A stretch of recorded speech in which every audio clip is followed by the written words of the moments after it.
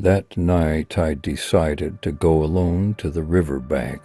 My brother, who always joined me on these late-night fishing trips, couldn't make it this time. Still, I convinced myself that a little solitude wouldn't hurt. Fishing, after all, had always been a peaceful moment where the only sounds were the slow flow of water and the distant calls of some nocturnal animal. But that night the silence felt different. There was something about it, a kind of weight, that even made the wind seem hesitant. Everything was enveloped in an almost oppressive darkness, growing heavier as the hours went by. I couldn't see anything beyond the shadowy trees around me, and the river seemed swallowed by the blackness. Every rustle in the bushes made me turn, as if I was expecting to see something there, watching me from the darkness. I tried to ignore the unease that started to creep over me. It was just my brother's absence, I thought. That was all. After all, I knew that place like the back of my hand. But even as I told myself this, something about the solitude of that night unsettled me in a way I couldn't explain. As I sat there, trying to focus on the line cast into the dark water, a strange feeling started to grow inside me. It was like a tingling sensation, a restlessness I couldn't shake. Something told me I shouldn't be there, that it was dangerous to stay in that place alone, especially in the middle of the night. I looked around, making sure I was truly alone, but that feeling didn't go away. It was as if someone or something was watching me, hidden in the shadows. The thought that I might be in danger suddenly crept into my mind, and no matter how much I tried to ignore it, it settled deep within me. The interstate wasn't far from where I was, and I imagined that someone could easily pull over, see me there alone, and decide I was an easy target. It was a silly thought, perhaps, but in that moment it felt terrifyingly real, like a warning I shouldn't ignore. I found myself staring at the road for a while, almost expecting something to happen. The darkness around me seemed to grow thicker, suffocating. Every sound, the wind and the trees, the water lapping against the shore, felt louder and more menacing. My breathing grew heavy, and I could barely concentrate on the fishing. Something told me that this place on this night was not safe. I tried to calm myself, telling myself it was just my mind playing tricks. But the feeling wouldn't go away. It only grew stronger with each passing minute. A few minutes later, headlights appeared on the road, piercing the darkness. I froze, watching as a car pulled over and came to a stop. My heart pounded as I saw several figures step out of the vehicle. They moved to the trunk, opening it, and began pulling out objects that I couldn't make out from where I stood. I could hear their voices, but they were muffled, as if they were purposely speaking low, just out of earshot. The incomprehensible murmurs only added to the eerie feeling creeping over me. I squinted, trying to get a better look, but the thick shadows from the trees and the dim moonlight made it almost impossible to see their faces or what they were doing. All I could make out were vague shapes moving in sync, some lifting things out of the trunk, others standing still, as if they were watching, or maybe listening. A chill ran down my spine as I felt like I was the one they were watching. I thought about leaving, but I couldn't move, too captivated by the unsettling sight before me. There was something so unnatural, so wrong about the whole scene. These people didn't look like they were stranded or in need of help. They looked like they were here for a purpose that felt dark and sinister. As I continued to watch, the fear within me grew stronger, a primal instinct telling me to get out of there, but I was rooted to the spot, gripped by a dreadful curiosity and unable to tear my eyes away from them. Feeling an overwhelming sense of danger, I quickly began to gather my fishing gear, trying to stay as quiet as possible. Every nerve in my body was on edge, and I couldn't shake the feeling that I was being watched. My hands trembled as I packed up, my eyes darting back to the road every few seconds to make sure they hadn't noticed me. The last thing I wanted was for any of them to turn in and see me there, hidden in the shadows. I started moving toward my car, which I'd parked a short distance away, tucked behind some trees. Step by step, I inched my way forward, careful not to snap any twigs or make any noise. The whole time I kept glancing back, trying to keep those figures in sight without drawing attention to myself. The air felt thick, pressing down on me, as if urging me to hurry. Finally, I reached the road and looked back to where the car had been, expecting to see them still there, shuffling around in the dark. But to my shock and horror, there was nothing. The car, the people, everything was gone.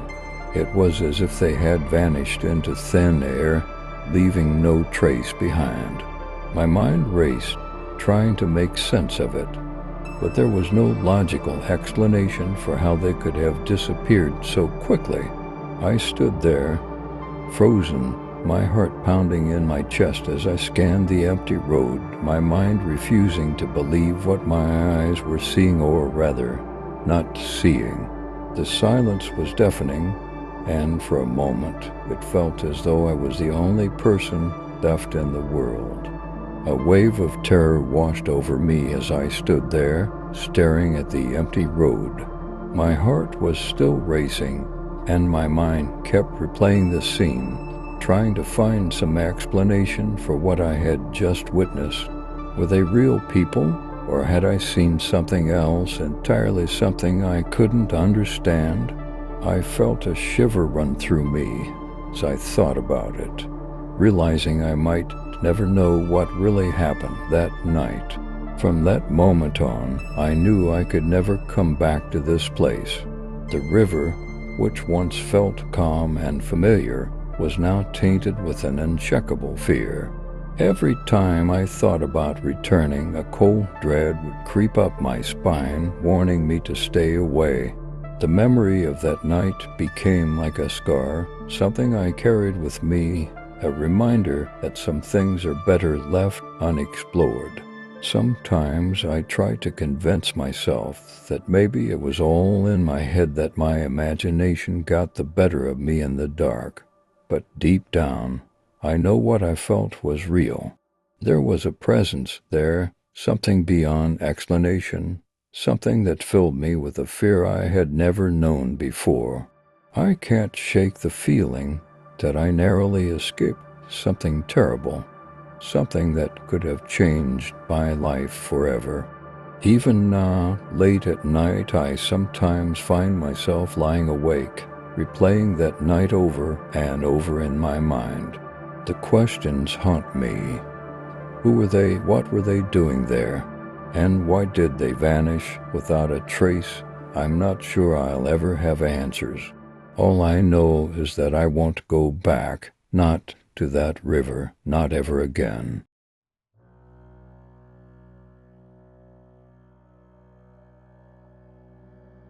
The day we moved into our new house, I should have felt excitement, relief maybe, but instead there was something unsettling. As we unpacked boxes and began setting up our things, an odd feeling crept over me, like a pair of unseen eyes watching our every move. At first I brushed it off, thinking it was just nerves or the stress of the big move. After all, it was a new space, unfamiliar. I told myself it was normal to feel a little uneasy, but as the hours went by, that feeling didn't go away. Every room I entered, I felt as if someone or something was there with me, just out of sight. The hairs on the back of my neck would stand up, and a strange chill seemed to follow me around, lingering in the corners of each room. It was as if the house itself was breathing, watching us settle in, waiting. I looked over at my family, wondering if they felt it too. They were all busy, focused on the boxes and trying to make the place feel like home.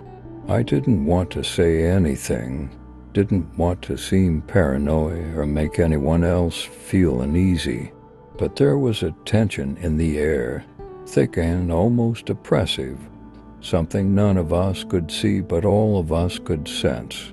By the end of the day, I was exhausted, not just from the unpacking, but from that constant feeling of being watched. It was as though the house was silently observing us, evaluating us, and I couldn't shake the feeling that maybe it didn't want us there.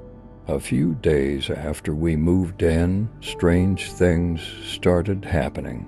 At first, it was small little annoyances that could easily be brushed off.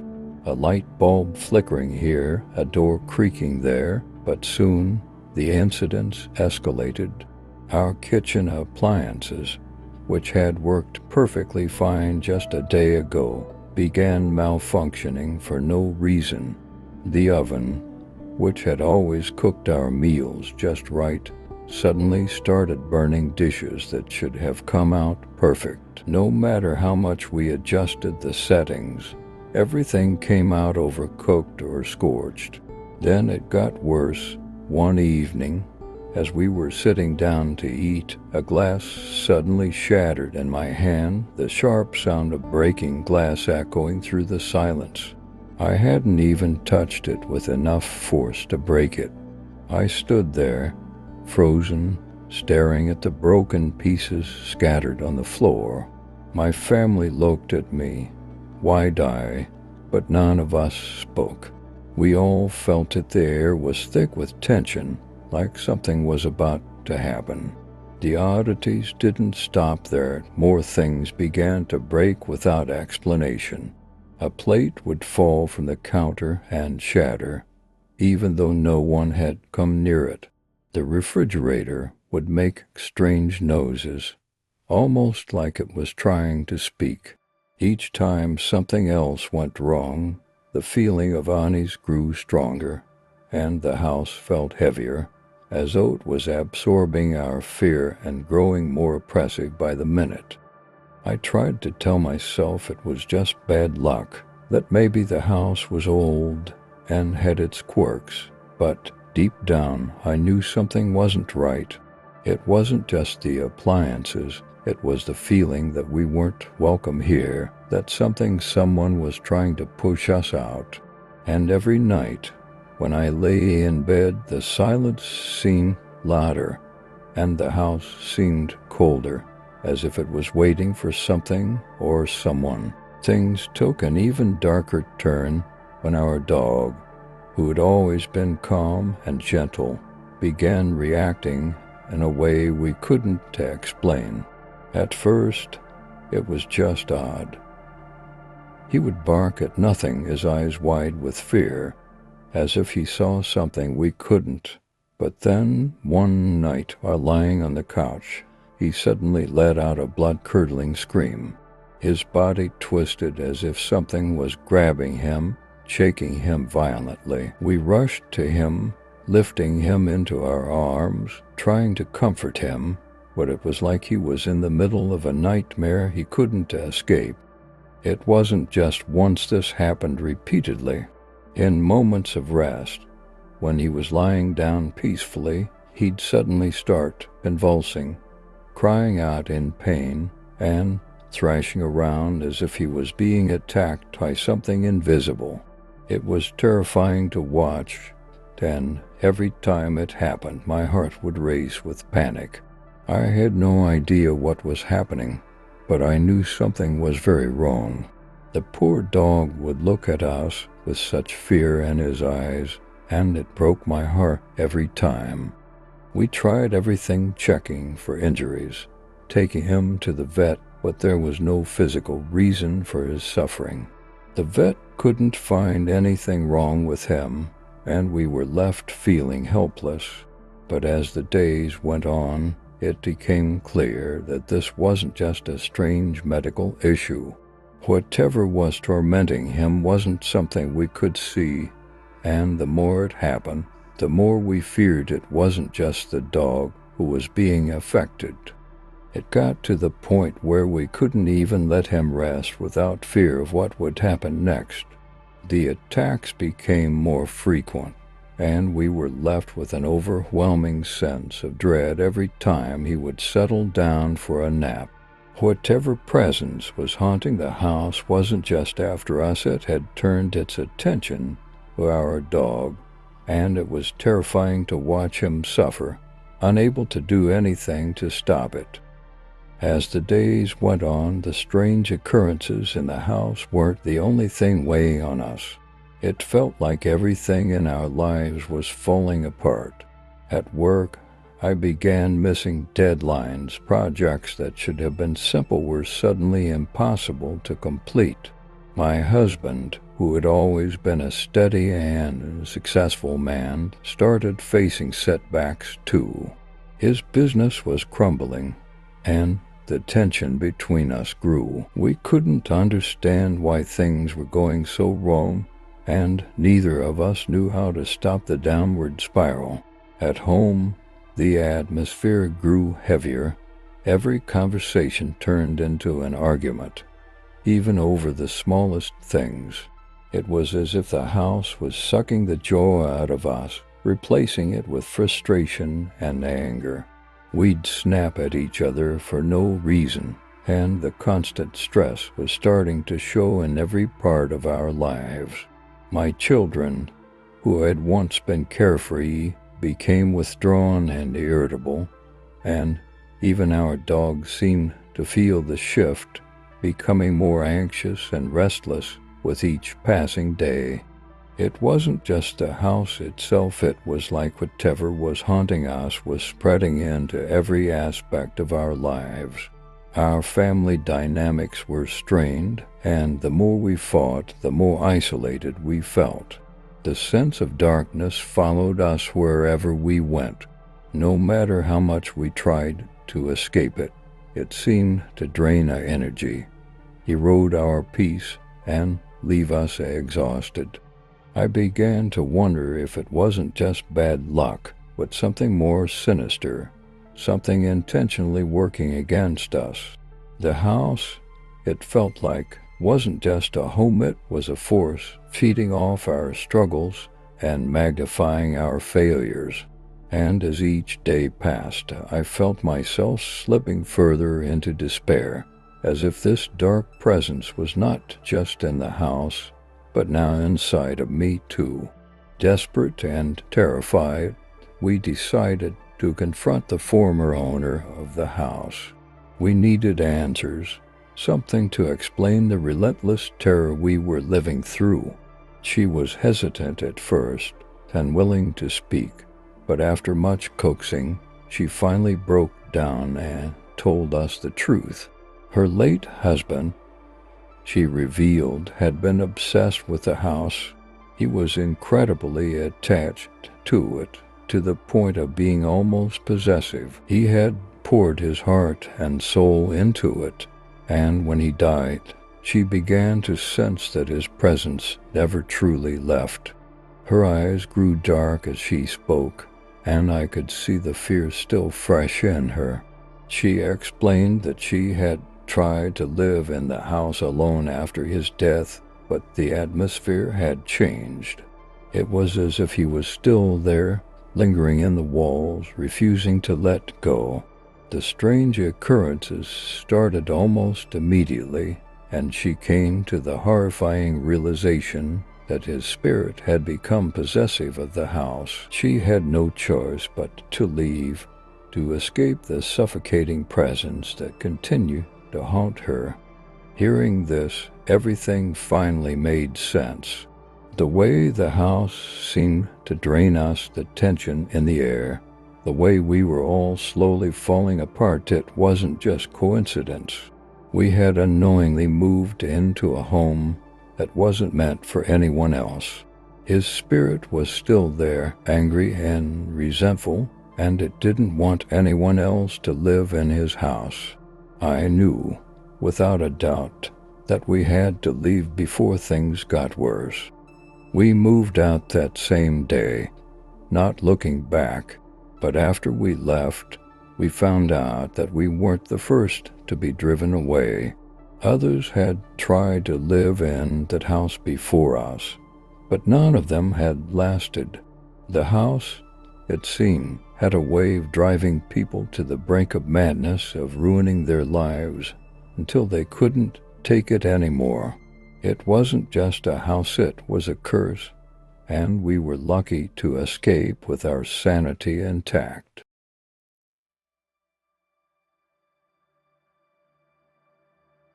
My life was pretty normal back then, or at least it seemed that way at first. I lived with my mom and my younger brother in a quiet house on the edge of town. My mom had always been into tarot and would occasionally do readings for a few clients. It wasn't something she did all the time, just here and there, and I didn't think much of it. But over time, something changed. She started doing tarot more frequently, and the house began to feel different, darker, somehow. At first, I didn't pay much attention to it. Life went on, and I was busy with school and spending my free time in my room playing video games. But then things started happening, small things at first, little noises, a flicker of the lights. But as the days went by, it became harder to ignore. The house just didn't feel the same anymore. I started to feel watched, as if someone or something was always nearby, waiting. I tried to shrug it off at first, thinking it was just my imagination. But as my mom continued to get more involved with the tarot, the strange occurrences seemed to increase. It wasn't just the odd noises anymore. Things started moving on their own, and it felt like the atmosphere in the house was changing. It wasn't just my imagination. Something was happening. I didn't know what, but I could feel it, and I could tell my mom was starting to change too, becoming more distant, as though she was lost in something I couldn't understand. It was then that I realized the energy in the house had shifted. The calm, peaceful place I had always known was no longer the same, and I didn't know how to fix it. As my mom's tarot sessions became more frequent, I started noticing things that I couldn't explain. At first, it was small stuff, just little annoyances that could easily be brushed off, but soon it became harder to ignore. One night, while I was playing video games in my room, the TV suddenly turned off for no reason. I tried to turn it back on, but it wouldn't budge. My video game froze, and I could hear strange noises coming from the hallway. It felt like someone or something was there with me, but when I looked, I was alone. The weird occurrences didn't stop there. One evening, I was sitting in my room when out of nowhere a glass flew off the shelf and hit the wall with a loud crash. I jumped up in shock, but there was no one around. Another time, I was sitting by the window and I heard stones hitting the glass as though someone was throwing them from outside. I rushed to the window, but there was no one in sight. These things were happening more and more, and each time the sense of unease in the house grew stronger. I couldn't keep it to myself anymore. I went to my mom, desperate for answers. I told her about the strange events that were happening, but she just brushed it off. She didn't seem concerned at all. "It's probably just your imagination," she said. "Don't worry about it." But I knew it wasn't my imagination. Something was wrong, something was in the house, and it wasn't friendly. I could feel it in the air, like a thick, suffocating presence. The atmosphere in the house became tense. The more I tried to tell her, the more she ignored me. It was as if she couldn't see what was happening, or worse, didn't want to. I began to feel like I wasn't alone, even when I was. And that feeling of being watched, of something lurking just beyond my sight, was becoming unbearable. Whatever was happening, I knew it wasn't just strange occurrences, it was something much darker. One night, while I was in my room, playing video games as usual, I noticed something strange in the reflection on the TV screen. At first, I thought it was just my mind playing tricks on me, but as I looked closer, I saw a girl standing outside my window. Her face was obscured, but her eyes were fixed on me, staring straight at me. My heart stopped, and I froze in terror. I quickly jumped up from my chair and rushed to the window, desperate to see who it was. But when I opened the window and looked outside, there was no one there. No sign of anyone, not even footprints in the dirt. I stood there, confused and frightened, trying to make sense of what I had just seen. But it didn't end there. The girl kept appearing. Over the next few days, I started seeing her in different parts of the house, always just standing there, watching me.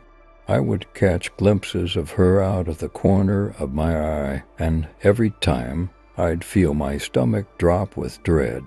She never spoke, never moved, she just stared. It was as though she was following me, no matter where I went.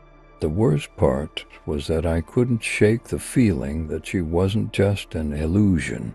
There was something about her presence that felt wrong. Every time I saw her, I'd feel a chill run down my spine. It was as if she was there for a reason, something sinister, something I couldn't understand. I tried to tell my mom about it, but she just brushed it off. "It's just your imagination," she said again, as if my fears were nothing more than childish fantasies. But I knew what I saw, I knew what I felt. The more I saw the girl, the more I became terrified to be alone in the house. I started avoiding certain rooms, and I couldn't sleep. It wasn't just the fear of seeing her again, it was the feeling of being watched, the sense that she was always there, lurking in the shadows. I was desperate for my mom to believe me, but no matter how many times I told her, she never took me seriously. The more I saw, the more I felt like I was losing my mind. As time passed, the fear only grew stronger. I began to have trouble sleeping, lying awake at night, unable to shake the feeling that someone was watching me. Every creak of the house, every gust of wind against the walls made my heart race. The presence of the ghostly girl seemed to become more intense, and it wasn't just her anymore. I started seeing strange shadows moving in the corners of my vision, hearing whispers in the dead of night, like someone was right there in the room with me, even though I was alone. I was exhausted, both physically and mentally, from the constant terror. But my mom still didn't believe me. She would tell me that I was overreacting, that it was just the stress of growing up, or that I was imagining things. No matter how many times I told her about the things I saw and heard, she would brush it off like it was nothing. Every time I brought it up, I felt like I was losing my mind even more. It was as if the house, the spirits, everything was conspiring to make me feel small and insane. The more I tried to ignore it, the worse it became. The girl wasn't the only thing tormenting me anymore. I began to hear footsteps in the hallways at night, doors creaking open on their own, and the lights flickering constantly. Objects in my room would move on their own, as if something invisible was trying to get my attention. I couldn't tell anyone about it without being dismissed, and the isolation only made the fear worse. I could feel the weight of something malevolent pressing down on me, suffocating me in my own home.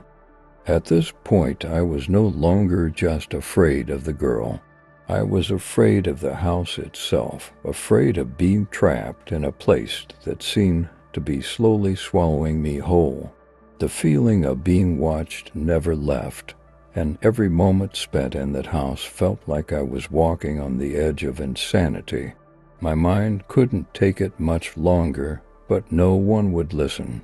I was alone, drowning in fear with nowhere to turn. The situation grew unbearable, and I knew I couldn't live in that house anymore. The constant terror had drained me completely. I felt like a prisoner in my own home, and no matter what I did, the fear never stopped. It was as if the house itself was alive, feeding off my anxiety. Finally, I made the decision to leave. I packed my things in a haze, not even sure if I was doing the right thing, but I had no choice.